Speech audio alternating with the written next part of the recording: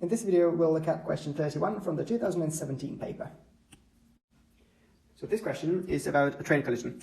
We have train A, which consists of 3 locomotives, 130 tons each, and 7 container wagons, 30 ton each. And this train is going at 2 meters per second. In the opposite direction, at 5 meters per second, we have train B with 2 locomotives, 70 tons each, and a number N of 10-ton passenger carriages. The key piece of information, however, is that after the collision, they both come to complete rest. And they're asking how many passenger carriages the second train has, so we are supposed to figure out N.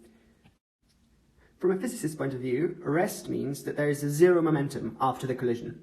But since we also know that momentum must be conserved, that leads us to the conclusion that momentum must have been zero even before the collision. Remember how momentum is defined? That's mass times speed. So if I write it out, that's momentum in that direction, towards the right-hand side of train A. So that's always the masses here in the parentheses and times the speed. And in the other direction, again, 5 meters per second for the speed times the total of this mass. And you can see that we have our only unknown N hidden here.